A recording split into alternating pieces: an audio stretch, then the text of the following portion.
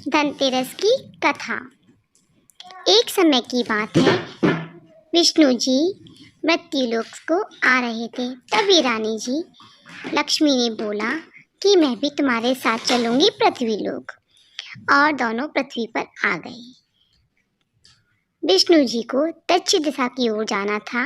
विष्णु जी लक्ष्मी से बोले, मैं दक्षिण दिशा की ओर जा रहा हूँ, तुम यहीं वन में ठहरो। तभी लक्ष्मी जी हरे भरे खेत को देखकर रोक ना पाई और उन्होंने फूल तोड़कर सपना श्रृंगार करना शुरू कर दिया।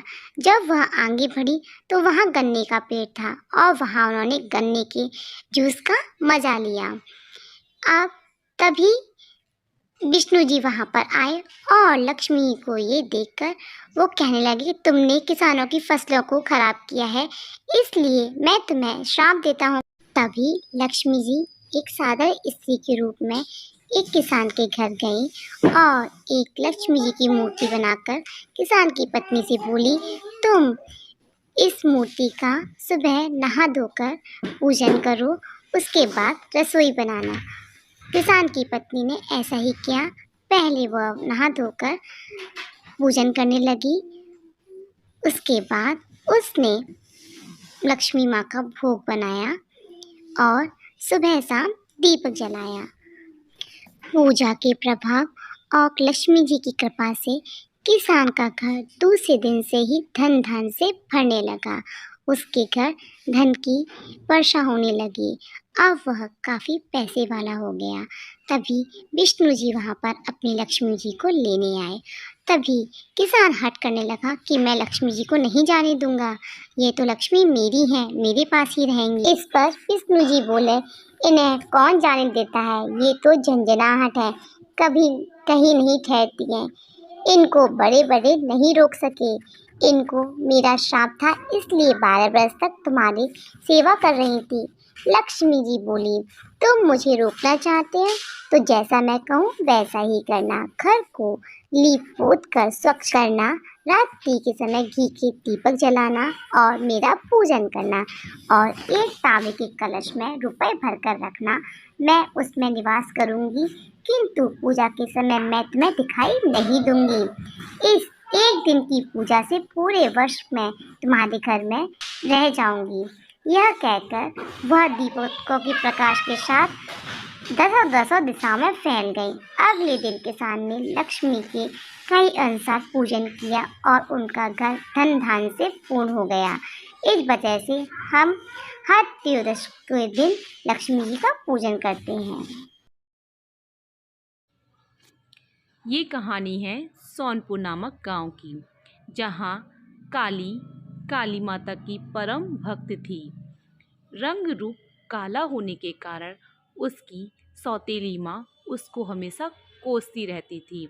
क्यों री, तेरा रंग तूप तो इतना काला है कि हम पर टिटौना लगा हुआ है। और उसकी सौतेली माँ उसको बिल्कुल पसंद नहीं करती थी। थोड़े समय पहले उसकी माँ गुजर गई और उसके पापा ने दूसरी शादी कर ली। काली माता की परम भक्त थी। काली रोज सुबह जल्दी उठकर काली माता के मंदिर जाती और एक दिन वह काली माता के मंदिर गई। वहीं मंदिर की पुजारी ने उससे बोला, अरे वाह बेटा, तुम ऐसी ही लगन से पूजा करती नहीं काली माता की, तो तुम्हें काली माता दर्शन अवश्य देंगी। पूजा करने के बाद काली अपने घर आ गई। उसकी सौतेली माँ बोली, अगर हो गई हो पूजा तो अब घर का काम भी कर लो। तभी उसकी बहन वर्षा आती है और कहती है, माँ, मेरा जन्मदिन आने वाला है और मैंने अपनी फ्रेंडों को इनवाइट किया है। काली से मना कर दो कि ये मेरी जन्मदिन की पार्टी में मेरी फ्रेंडों के सामने ना आए, क्योंकि इसका काला रूप देखकर मेरी फ्रेंडें डर जाएंगी। काली मंदिर से आते ही अपने कामकाज में लग गई। पहले उसने ढेर सारे बर्तनों को साफ किया और फिर पूरे घर की साफ सफाई की। उसने वर्षा के जन्मदिन के लिए बहुत सारे पकवान बनाए और बेचारी सारा दिन इसी कामकाज में लगी रही। तभी अभी काली के पिता बोले, क्यों कावेरी, तुम कुछ काम नहीं करा सकती हो काली के साथ? तब कावेरी बोली, क्यों जी, तुम्हें नहीं दिखाई देता है कि मैं नेल पॉलिश लगाकर बैठी हुई हूँ। अगर मैंने कुछ काम किया तो मेरी नेल पॉलिश खराब हो जाएगी। काली का पिता बोला, वर्षा तुम ही कुछ काम करा लो अपनी बहन के साथ, वो बेचारी सुबह से काम में लगी हुई है। पापा, आज मेरा जन्मदिन है, आप मुझसे कुछ मत बोलना, ना ही मैं कोई काम करूँगी, और बस मेरी फ्रेंडें भी आने ही वाली होंगी। और हाँ माँ, तुमने कावेरी को समझा तो दिया है ना कि मेरी फ्रेंडों के सामने बिल्कुल ना आए, उसका काला रूप देखकर मेरी फ्रेंडें डर सकती हैं। और तभी वर्षा की फ्रेंडें सीता, गीता और मीता वर्षा के घर आती हैं। कावेरी बोली, अरे अरे बच्चों, आओ आओ आओ। वर्षा और वर्षा के दोस्त इस पार्टी को बड़ा ही एंजॉय कर रहे थे कि तभी लाइट चली जाती है। तभी वहाँ काली एक मोमबत्ती जलाकर लाती है। काली का काला रूप देखकर वर्षा की सभी दोस्त डर जाती हैं। डर के मारे वे तीनों वहाँ से चली जाती हैं। और फिर क्या, वर्षा और कावेरी काली पर बहुत गुस्सा होती है और तभी कावेरी उसे घर से निकल जाने के लिए कहती है। फिर क्या, बेचारी काली रोते रोते काली माता के मंदिर पहुंचती है और तभी मंदिर का पुजारी बोला, क्या हुआ बेटा? काली बेटा, क्या हुआ, तुम रो क्यों रही हो? इस पर काली बोली, क्या करूं पुजारी जी, मेरा रंग रूप है ही ऐसा कि लोग मुझे देखकर डर जाते हैं और कोई मुझे पसंद नहीं करता है। तभी काली के पिता मंदिर आते हैं और कहते हैं, चलो काली बेटा, अपने घर चलो। पुजारी जी के समझाने पर काली अपने पिता के साथ अपने घर चली जाती है। और तभी काली की माँ ने काली को घर से निकालने के लिए एक योजना बनाई। कावेरी रात में काली माता के मुकुट और गहनों की चोरी कर लाती है। सुबह सुबह मंदिर में पुजारी जी आ जाते हैं और पुजारी जी ये देखकर चौंक जाते हैं कि काली माता के मुकुट और गहने कहाँ गए। तभी गांव के सरपंच वहां आते हैं और कहते हैं, बताओ पुजारी, यहाँ सबसे पहले कौन आता है? तभी सब गांव के सभी लोगों ने यह बात सुनी और वो सब इकट्ठे हो गए और सब पूछने लगे, बताओ पुजारी जी, यहाँ सबसे पहले कौन आता है?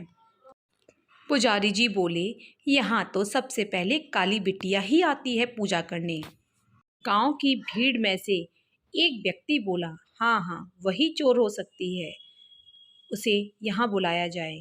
कावेरी मारती हुई काली बिटिया को मंदिर लेकर आती है। काली कहती है, माँ, मैंने चोरी नहीं की, मैं तो काली माता की भक्त हूँ, मैं उनके जेवर कैसे चुरा सकती हूँ? कावेरी सरपंच जी से कहती है, अब आप कुछ भी करो, इसे पुलिस से पकड़वाओ, लेकिन अब हम इसे अपने घर नहीं रखेंगे, ये चोर है। और फिर काली काली माता के चरणों में रोते रोते अपना शीश नमन करती है। जैसे ही काली के आंसू काली माता के चरणों पर गिरे, काली के शरीर में काली माता ने अपना विकराल रूप लिया। कावेरी, तू ही है मेरे गहनों को चुराने वाली, और तूने मेरे भक्त काली को बहुत परेशान किया है। अब तुझे मैं दंड देती हूँ। और तुम सब ने मिलकर मेरी भक्त काली को परेशान किया है, इसलिए मैं तुम सबको दंडित करती हूँ। तुम सब सभी लोग काली माता का विकराल रूप देखकर डर गए और काली माता से क्षमा मांगी कि काली माता, हमारे अपराधों को क्षमा करो, हम दंडनीय हैं, लेकिन हमारे अपराधों को क्षमा करो, आगे से ऐसा बिल्कुल नहीं होगा। सभी ने मिलकर माता से क्षमा मांगी और माता ने अपने सभी भक्तों को क्षमा किया। फिर थोड़ी देर बाद काली को होश आ गया। होश में आते ही कावेरी ने काली को गले से लगा लिया और कहा, बेटी, मुझे क्षमा कर दो। और थोड़े ही समय बाद काली माता की कृपा से काली की शादी एक अच्छे घर में हुई। अगर मेरी यह वीडियो अच्छी लगी हो तो like, subscribe and share my video. शुभ दीपावली। ये कहानी त्रेता युग की है। त्रेता युग में अयोध्या के राजा दशरथ के 3 रानियां थीं। बड़ी रानी का नाम कौशल्या, बीच की रानी का नाम कैकेयी और सबसे छोटी रानी का नाम था सुमित्रा। इन तीनों रानियों के 4 पुत्र थे, राम, लक्ष्मण, भरत और शत्रुघ्न। किसी कारणवश राजा दशरथ ने अपनी पत्नी कैकेयी को 2 वरदान दिए थे। अब कैकेयी उन वरदान को मांगना चाहती थी। कैकेयी राजा दशरथ के महल में गई और राजा दशरथ से बोली, मैं अपने पुत्र भरत को राजगद्दी और राम को 14 वर्ष का वनवास देना चाहती हूँ। लेकिन कर्तव्यनिष्ठ और सत्यता का पालन करने वाले राजा दशरथ को अपने पुत्र राम को 14 वर्ष का वनवास और भरत को राजगद्दी देनी पड़ी। राम, लक्ष्मण और सीता तीनों वन की ओर चल दिए। वन में खुशहाली पूर्वक एक सुंदर सी कुटिया बनाकर वे तीनों रहने लगे। उसी वन से शूर्पणखा नाम की राक्षसी गुजर रही थी। तभी राम और लक्ष्मण के सौंदर्य और रूप को देखकर बहुत ही मोहित हो जाती है और राम से जाने क्या क्या सपने सजो लेती है। तभी शूर्पणखा एक अपनी माया से एक सुंदर स्त्री का रूप धारण करती है और धीमे धीमे मंद मंद मुस्कुराते हुए राम के पास जाती है और कहती है, क्या तुम मुझसे शादी करोगे? मैं तुमसे शादी करना चाहती हूँ। तभी राम ने इनकार कर दिया और कहा, मैं अपनी पत्नी के साथ वन में आया हूँ, तुम मेरे भाई लक्ष्मण से पूछ लो। फिर वह लक्ष्मण के पास जाती है और वही प्रस्ताव रखती है शादी का। तभी लक्ष्मण कहता है कि मुझे तुमसे शादी नहीं करनी है, मेरी शादी हो चुकी है। लेकिन शूर्पणखा अपने असली रूप में आ जाती है और सीता माता को डराने लगती है। ही मैं तुझे खा जाऊंगी, ही मैं तुझे खा जाऊंगी। अगर इन दोनों में से किसी ने मुझसे शादी नहीं की, मैं तुझे उठा कर ले जाऊंगी। तभी लक्ष्मण बहुत ही क्रोधित होते हैं, लेकिन शूर्पणखा नहीं मानती, फिर डराती रहती है और लक्ष्मण को क्रोध आया। फिर उन्होंने अपनी तलवार निकाली और उसके नाक कान काट दिए। शूर्पणखा लंका के राजा रावण की छोटी बहन थी। वह अपने भाई के पास भागी भागी गई और बोली, भैया, अब ये वन में कौन आया है जो आपके नाम से भी नहीं डरता है? और उसने देखो मेरा क्या हाल किया है, मेरी नाक कान दोनों काट दिए हैं। रावण गुस्से से भरा हुआ बोला कि मैं तुम्हारे अपमान का बदला जरूर लूंगा। उसने अपने सेवक मारीच को बुलाया और कहा कि वन में राम और लक्ष्मण और उनके संग इस सुंदर स्त्री को उठा लाओ। तभी मारीच वहां पहुंचा। मारीच एक मायावी सुंदर हिरण के रूप में वहां पहुंचा और उनके मारीच के रूप को देखकर सीता जी मोहित हो गई और उन्होंने राम जी से बोला कि मुझे भी ऐसा सोने का हिरण ही चाहिए, तुम ये मेरे लिए पकड़ कर लाओ। तभी राम जी उसके पीछे पीछे भागे और हिरण भी राम जी को बहुत दौड़ा रहा था। श्री राम का एक तीर लगते ही हिरण अपने असली बेस में आ गया और वह चिल्लाया जोरों से, सीते सीते। इधर सीता माता को लगा कि मुझे राम जी पुकार रहे हैं। तभी उन्होंने लक्ष्मण से कहा कि जाओ, तुम्हारे भैया को तुम्हारी ज़रूरत है, और वह लक्ष्मण जी वहाँ से चल दिए। इधर रावण अपने मायावी शक्तियों से साधु का रूप धारण कर आया और अपने बल से सीता माता को उठाकर ले गया। सीता माता को की खोज करते करते राम और लक्ष्मण बहुत ही परेशान हो गए। तभी उन्हें वहाँ रास्ते में जटायु मिला। जटायु ने पूरी बात बताई कि सीता माता को लंका का राजा रावण उठाकर जौवन ले गया है। रावण को रोकने की बहुत कोशिश की, लेकिन उसने मेरे पंख काट दिए। तभी राम को वहाँ वन में हनुमान जी मिलते हैं। लक्ष्मण ने हनुमान जी से सहायता मांगी। तभी हनुमान और हनुमान की पूरी सेना इस सहायता में के लिए तैयार हो गई और उन्होंने लंका पर युद्ध करने की ठान ली। अब तो लंका पर युद्ध होगा और हम जल्दी युद्ध करेंगे, जिससे हमारी सीता माँ वापस लौट कर आए। तभी राम हनुमान जी को सीता माता के पास भेजा और हनुमान जी सीता माता के पास गए और सीता माता को विश्वास दिलाया कि हम आपको जल्द ही यहाँ से निकाल लेंगे। लक्ष्मण और हनुमान के साथ उनकी पूरी वानर सेना खड़ी हुई थी युद्ध के लिए, और रावण ने भी इधर लंका की तरफ से युद्ध का ऐलान कर दिया। अब दोनों में घमासान युद्ध हुआ। राम ने अपने कई वाड़ों से उस पर वार किया, लेकिन रावण की मृत्यु होती ही नहीं आ रही थी। तभी रावण का भाई विभीषण वहां आया और बोला, इसकी नाभि में तीर मारो तभी ये मरेगा। और राम ने वैसा ही किया। तभी राम की विजय हुई। लंका की पराजय और राम की विजय होने के बाद राम, लक्ष्मण, सीता और हनुमान जी अयोध्या वापस आए।